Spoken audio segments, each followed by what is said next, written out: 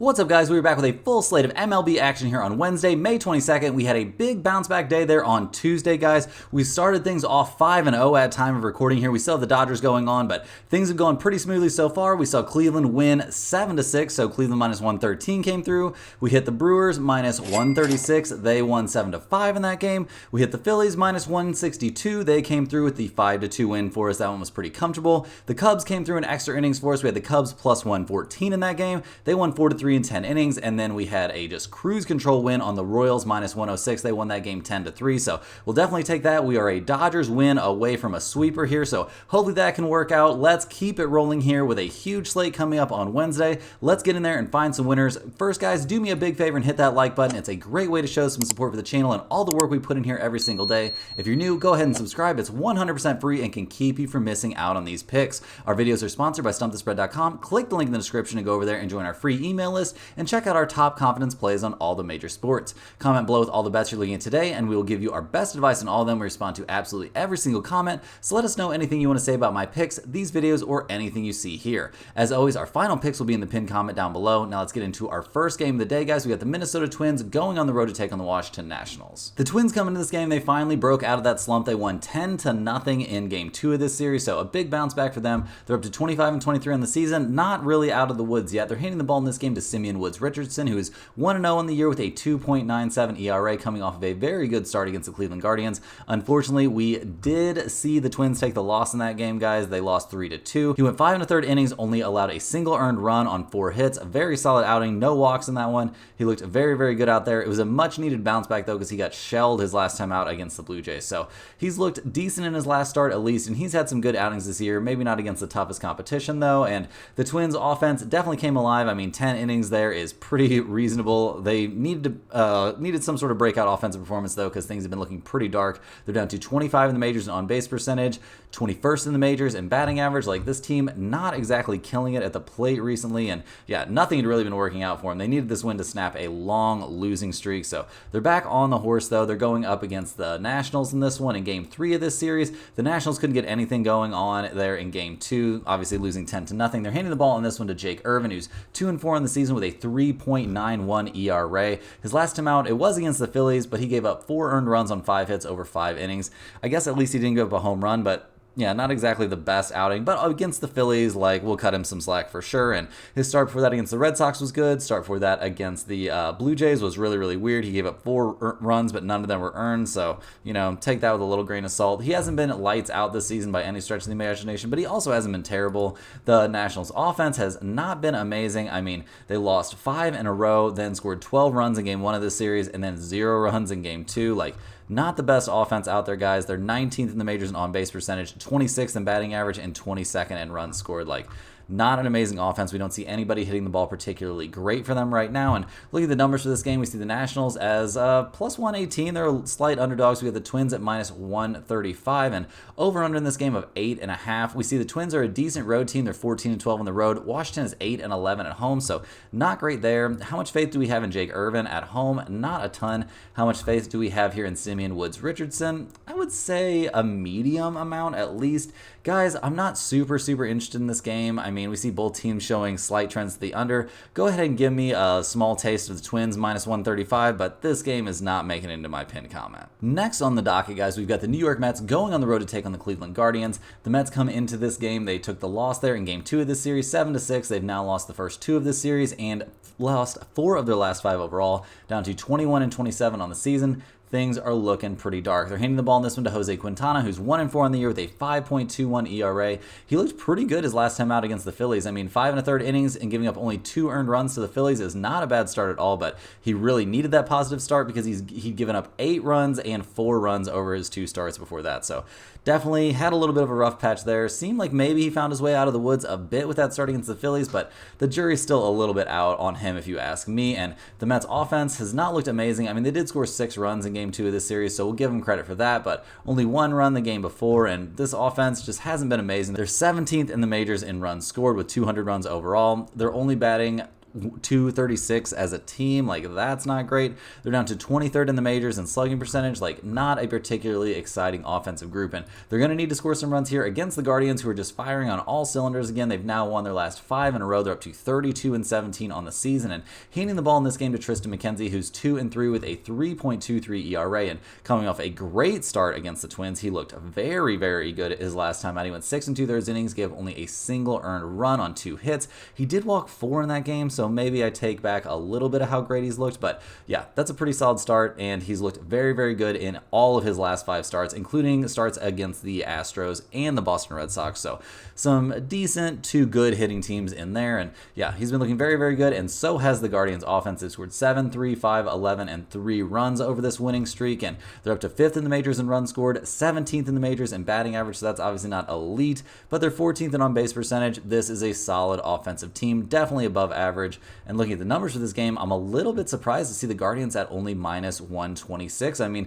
I think McKenzie is a plus starter. I don't think the Mets are in a very good spot right here at all. Obviously, we're betting on a team to win their 6th straight game, so that seems a little bit sketchy, but guys, I can't pass up on this. I think the Guardians should be more like -160 or 180, something in that range, and so I think there's plenty of value in this one. Give me the Guardians -126. This one's going in the pin comment. Next on the docket, guys, we're looking at the Baltimore Orioles going on the road to take on the St. Louis Cardinals in Game 2. We're only looking at Game 2 of their doubleheader here. We're looking at the Orioles. They're coming into this game fresh off that game that got suspended in the 6th inning, so the game's going to be completed here on Wednesday. Yeah, so we're kind of ignoring that. We're going to be just looking at Game 2 of this series. So things have been a bit odd for the Orioles in this series in St. Louis for sure. Obviously, they've had weather affecting this and didn't look great there in Game 1 of the series, the game that I was at where we saw the Cardinals end up winning 6-3 with Sonny Gray out there on the mound. Looking at this game, and once again, to reiterate, this is Game 2 of this doubleheader here.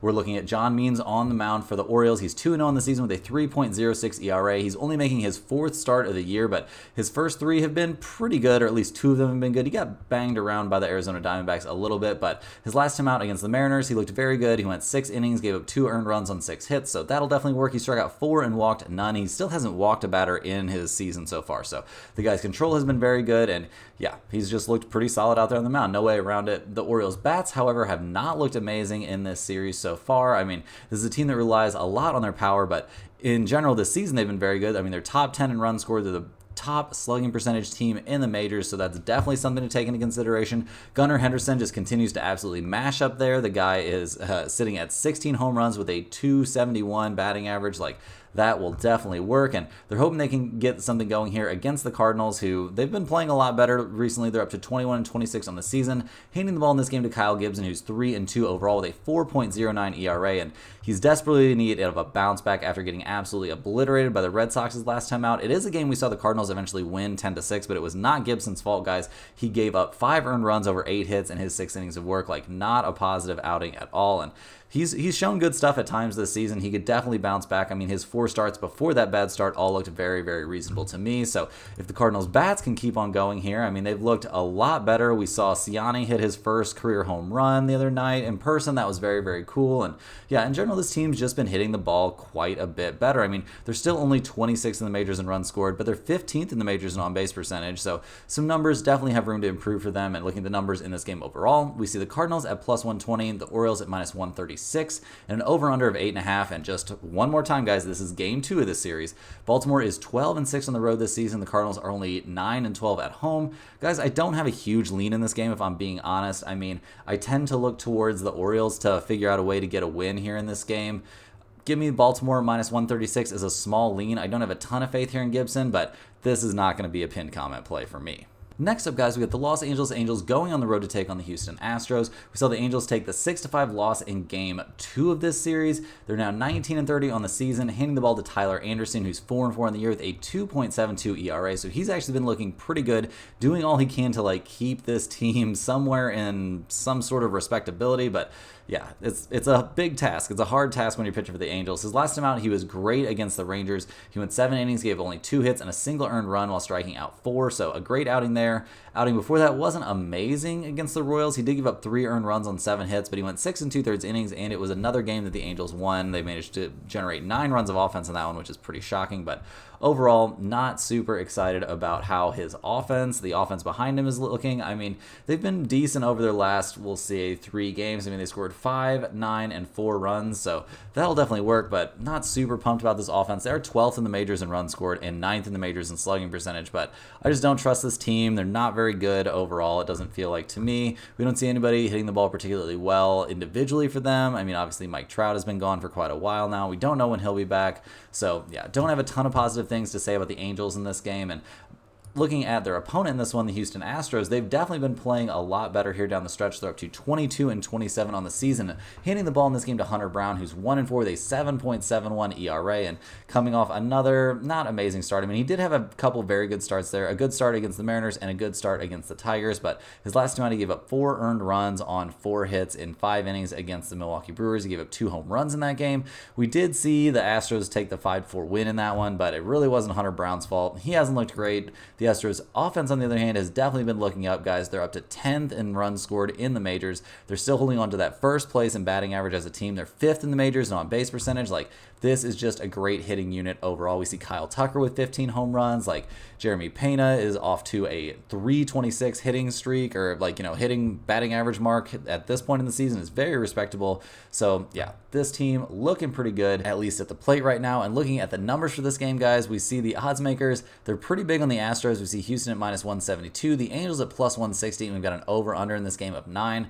Once again, guys, not a spot I'm super interested in. I think the Angels +160 is kind of live, so if you're forcing me to bet this game, I guess give me the Angels +160 because I have very little faith here in Hunter Brown. But yeah, I have very little take on this game in general, guys. I will not be betting this one myself. Like I said, if you're forcing me to bet it, give me the Angels because they're getting +160. But yeah, in general, not a big lean on this one. Moving right along here, guys, we're looking at the Detroit Tigers going on the road to take on the Kansas City Royals. The Tigers come into this game fresh off of a 3rd straight loss. They lost 10-3 in Game 2 of this series, so probably not super pumped about that. They're down to 23 and 25 on the season, handing the ball to Tyreek Skubal, who's 6-0 with a 1.80 ERA. The dude has been insanely good this season. He's got a start back on the 28th of last month against the Royals, where he gave only a single run over 7 innings of work on 4 hits. He struck out 6 in that one. His last time out, he dominated the Arizona Diamondbacks, giving up only a single hit over 6 innings of work while striking out 6. Like, the dude has been absolutely lights out. The problem for Detroit has just been everything else besides Skubal this season. I mean,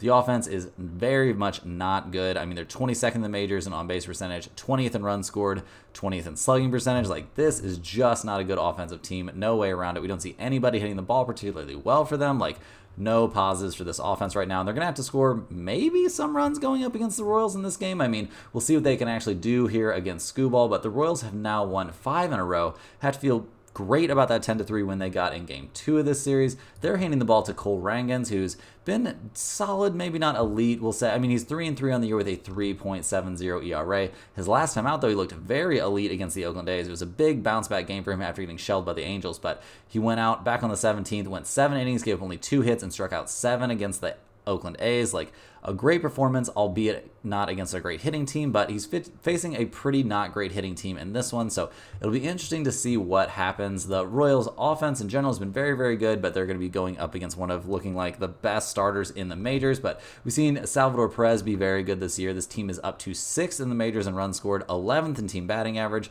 They're getting on base at a 307 clip, which isn't elite, but that'll work. Slugging percentage has them top 10 in the majors, so that's pretty nice. And looking at the numbers for this game, we see the Tigers and with Skubal on the mound are getting a lot of respect. Detroit is -116. The Royals are +100. We've got an over-under in this game of 7.5, so the odds makers are expecting things to be pretty low scoring, and I have to agree with them on that one. I don't know that I really love the over-under in this one. Looking at the Royals, they're 20-8 at home this season, but man, can we really bet against Skubal? I don't know, guys. That seems pretty tough to me. So, yeah, just in general, this is not looking like a great spot to me. I lean maybe slightly towards the under and maybe slightly towards the Tigers. But, yeah, once again, not a spot that I love. This is kind of going to be a pass for me. Next on the docket, guys, we're looking at the Milwaukee Brewers going on the road to take on the Miami Marlins. The Brewers got the 7-5 win in Game 2 of this series. Leaning on that offense, they put up 7 runs. That definitely worked out. They're up to 28-20 on the season. Handing the ball in this one to Freddie Peralta, who's down to 3-2 with a 4.17 ERA. And,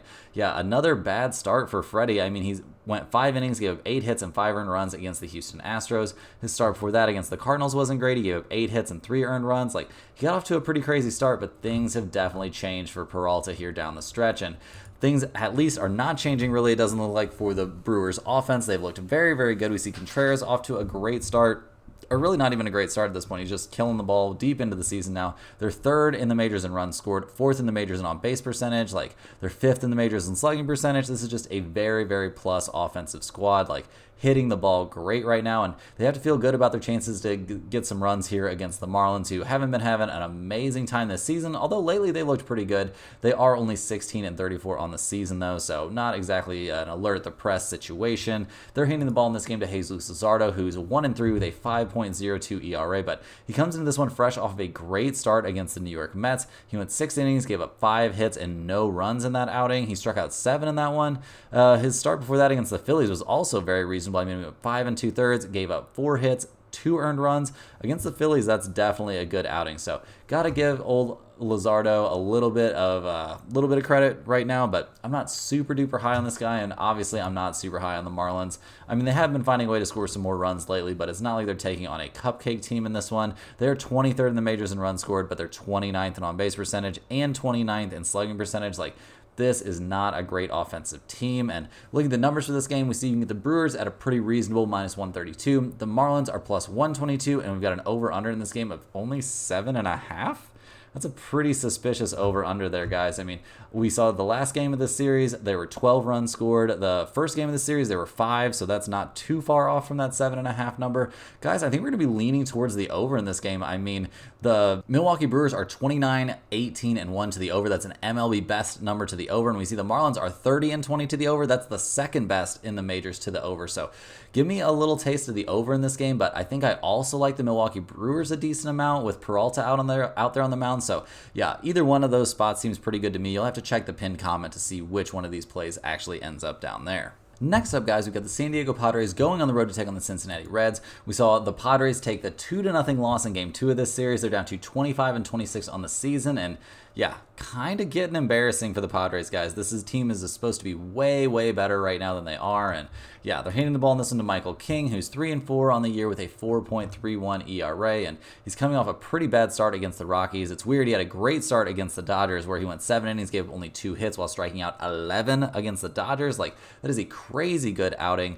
Then he kind of laid an egg against the Colorado Rockies. I mean, he went 5 1/3 innings, gave up 6 earned runs against the Rockies. Like, that is absolutely terrible. This guy has been a tough one to figure out. I mean, he had a great start against the Dodgers, but a bad start against the Phillies. And yeah, he just really hasn't been super consistent this season. And that could also be said of the San Diego Padres offense, who have been shut out over their last 2 games, guys.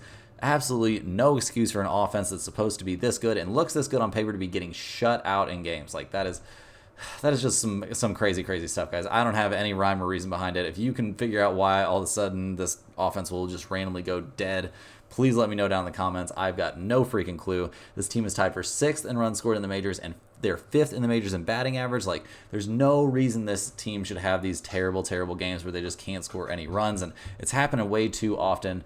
They're going to need to score some runs here going up against the Cincinnati Reds, who are coming off of that 2-0 win in Game 1 of this series. They're only 20-28 on the season, though, so that's not great. Handing the ball in this game to Nick Martinez, who's going to be making the start in this one. He's only had one other start, and it was against the San Diego Padres back on the 30th. I'm not sure if that was his only start, but that's his most recent start. He went 5 innings, gave up 5 runs, 3 of them were earned, 6 hits. He just didn't look great out there. His last time out, he did not start the game, but he pitched 5 innings against the Dodgers and gave up only a single hit. So this guy's throwing the ball great right now. He doesn't have great history against the Padres this season, though, and yeah, kind of tough to figure out what you're going to get out of this guy in a starting situation. And yeah, it's also tough to figure out what you're going to get from the Reds offense. Generally speaking, it's not going to be a lot. This team is 21st in the majors in runs scored and 28th in the majors in on-base percentage. So not amazing. They're second to last in the majors in batting average. So this is just not a team you can look at to score a ton of runs, like pretty much ever. And looking at the numbers for this game, we see the odds makers are on the Padres in a small way. They've got the Padres at -124, the Reds at +110 playing at home, and we got an over-under in this game of 9.5. Guys, I tend to lean towards the Padres in this game. I mean, they've got to break out of this slump at some point. We know that King is definitely capable of putting up solid starts.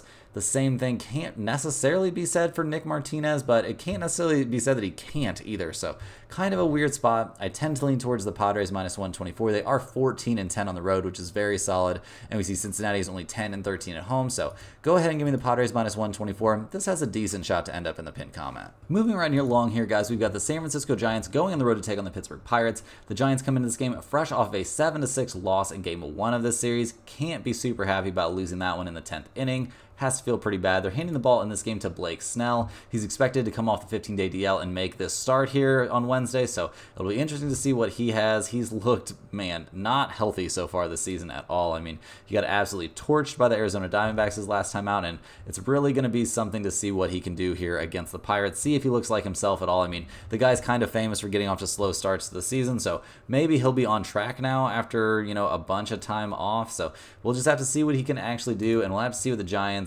offense can put up in support of him. I mean, they've had their moments this season, but there's a reason this team is 19th in the majors in runs scored. They're 8th in batting average and 10th in on-base percentage, so I do expect those runs scored numbers to climb a bit, and maybe this is a spot they can climb here against the Pittsburgh Pirates, who come into this game on a 2-game winning streak. Like, not too many 2-game winning streaks for the Pirates lately, but they're 23-26 on the season, and handing the ball in this one to Jared Jones, who's 3-4 with a 2.89 ERA. His last couple of starts, he's given up 3 runs in each of them. It's weirdly identical starts, guys, against the Chicago Cubs. He went 6 innings in each of those 2 starts. He gave up 7 hits in each of those 2 starts. He gave up 3 runs in each of those 2 starts. Like, kind of a Groundhog Day type experience. Although we did see the Pirates win one and lose one in those starts. So it'll be interesting to see what he can do out there in this one. In general, this season, though, he's looked very, very solid. Been one of the Pirates' better starters. And yeah, the Pirates need good starters, guys, because that offense is not amazing.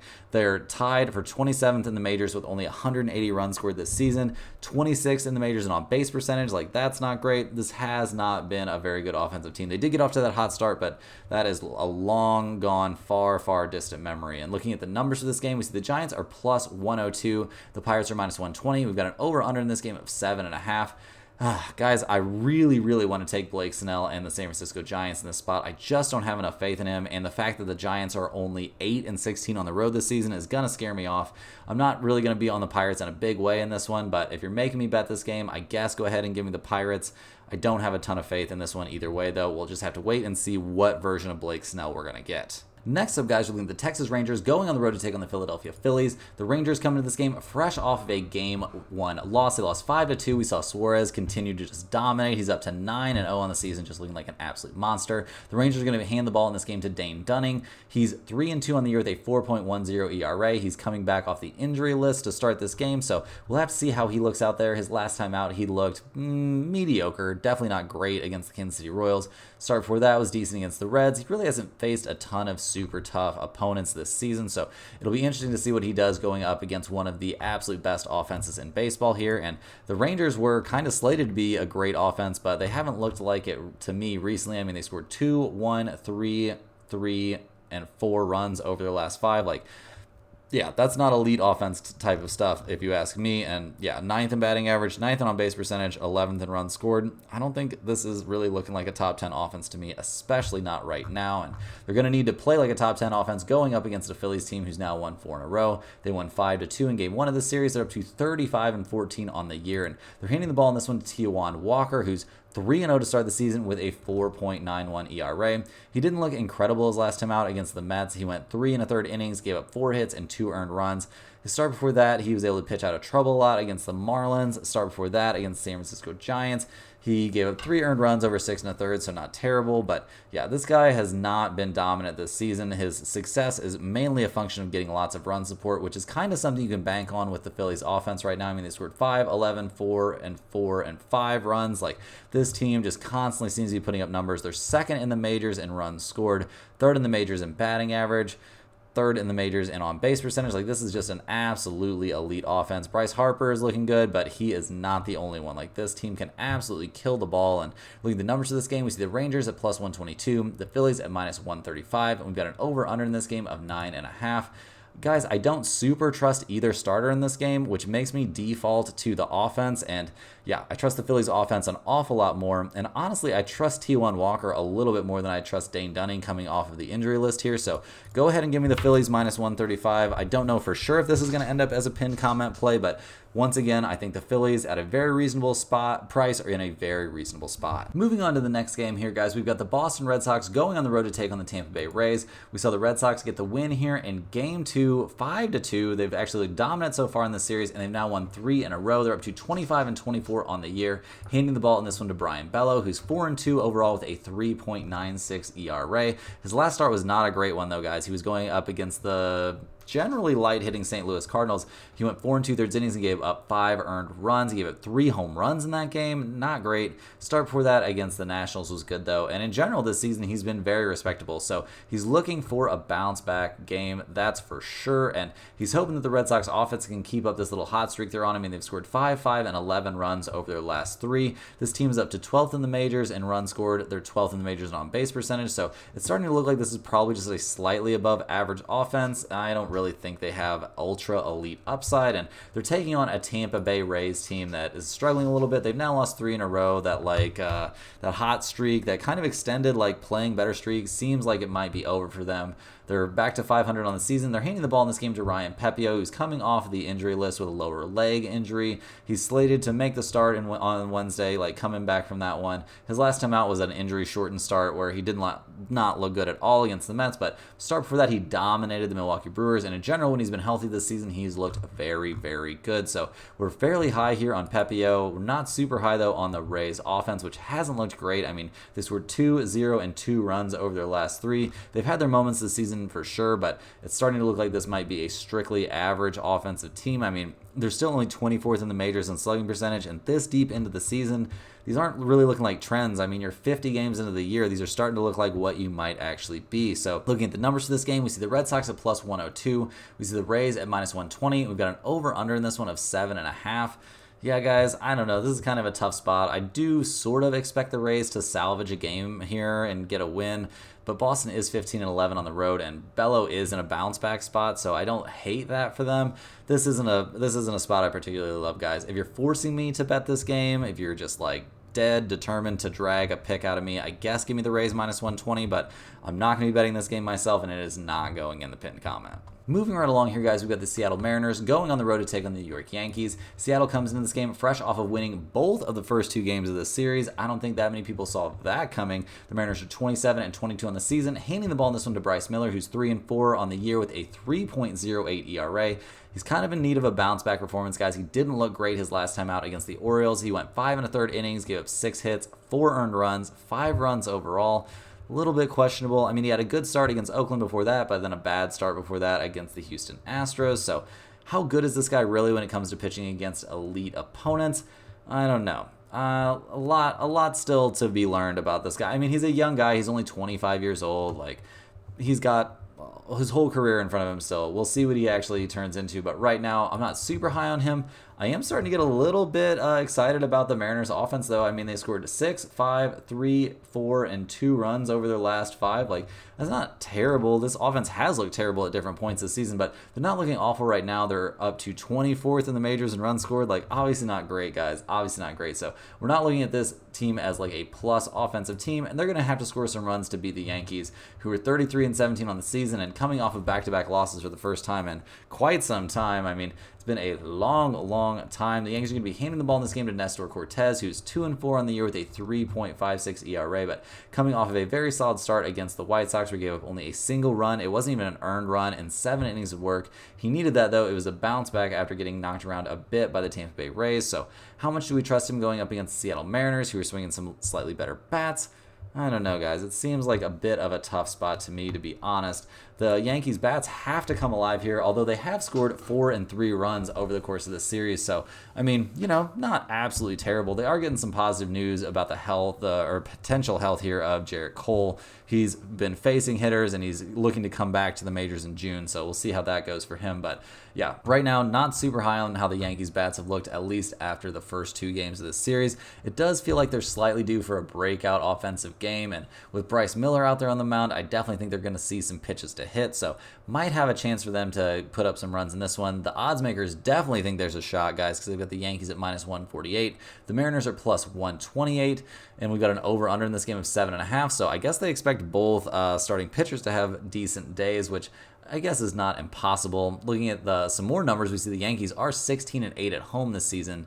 But yeah, they haven't been looking fantastic lately, so I'm a little bit scared away from this game, guys. If you're really desperate to bet it, I do think the Yankees minus 148 is a decent spot, but I don't think this is very likely to end up in the pinned comment. I mean, I don't have a crazy amount of faith here in Nestor Cortez, and Bryce Miller has shown good stuff at different times, and the Yankees offense isn't swinging the hottest bats right now. So give me the Yankees minus 148, but only as a small lean. Next on the docket, guys, we're looking at the Chicago White Sox going on the road to take on the Toronto Blue Jays. The White Sox come into this game fresh off of a 5-0 win in Game 2 of this series, so they've got to be pretty pumped about that, but being 15-34 in the season probably doesn't leave you a ton of stuff to be excited about. They're handing the ball in this game to Nick Nastrini, who's 0-2 on the year with a 7.88 ERA. He's going to be making his third start overall, and yeah, things haven't looked amazing for him out of the gate. I mean, he hasn't faced the easiest opponents, don't get me wrong, but yeah, I mean, not an easy road to hoe there going against the Phillies. He gave up 6 runs. 5 of them were earned over 3 innings of work. His first start of the year, he gave up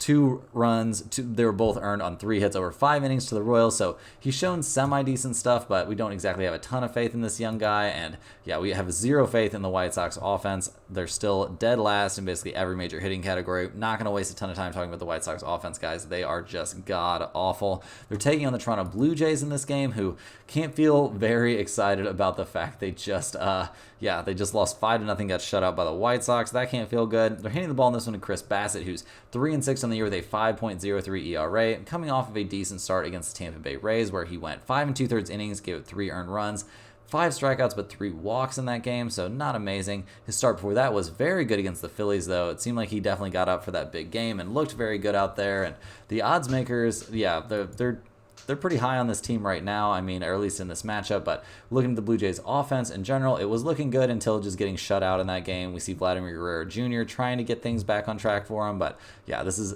a team that is 29th in the majors in runs scored, guys. Not great. 16th in batting average, so, hanging around average there, but all their other numbers are well below average. Is this even going to be an average offensive team, guys? I kind of tend to doubt it, and looking at the numbers for this game is a little bit confusing to see the Blue Jays at minus 220. I mean, obviously I'm not very interested in betting on the Chicago White Sox, but I think if you're just determined to bet this game, the value is probably on the White Sox plus 195 and just pray that the White Sox starter has a good day. But yeah, not super high on Bassett, not super high on any part of this game, really. I mean, we've got an over-under of 8.5 on this one. Not interested in that. Just a game I'm not interested at all in. If you're forcing me to bet it, I guess give me a tiny flyer on the White Sox plus 195. But yeah, I am off of this one, guys. Next on the docket, guys, we got the Atlanta Braves going on the road to take on the Chicago Cubs. We saw the Braves take the loss in Game 1 of this series 4-3. They are 27-18 on the year, though, and handing the ball in this one to Max Fried, who's 3-2 on the year with a 3.81 ERA. Coming off a not amazing start against the San Diego Padres, he gave up 9 hits and 3 earned runs over 4 1/3, so not great. Definitely a letdown after absolutely shutting down the New York Mets. Obviously not the greatest offensive team in the majors, though. And yeah, I mean, you don't have to be that lights out here for the Atlanta Braves. I mean, they've been a good offense this season, but not lately necessarily. I mean, they've lost 5 of their last 6 overall. That can't feel great. The offense is definitely trending down. They're down to 16th in the majors in run score. They are still 6th in the majors in on-base percentage, but yeah, not super high, not super pumped about how this offense is looking right now. And obviously, they didn't look amazing in Game 1 of this series, scoring only 3 runs. So they're going to need to figure something out here going up against the Chicago Cubs, who have now won 2 out of their last 3. They're 27-22 on the season. Handing the ball in this game to Justin Steele, who's 0-1 with a 5.21 ERA after getting shelled by the Pittsburgh Pirates 2 games in a row. Yeah, Justin Steele not looking great right now, guys. Not looking great at all. The Cubs in general offensively haven't looked terrible, but also haven't looked great. I mean, over the last several games, they scored 4, 3, 1, 3, 4. Like, not great offensive numbers at all. This team's had some injuries and stuff like that, but regardless, this offense not looking good, guys. 24th in the majors in batting average. 11th in the majors in on-base percentage, but 24th in batting average. 12th in runs scored. That's a number that's trending down for sure.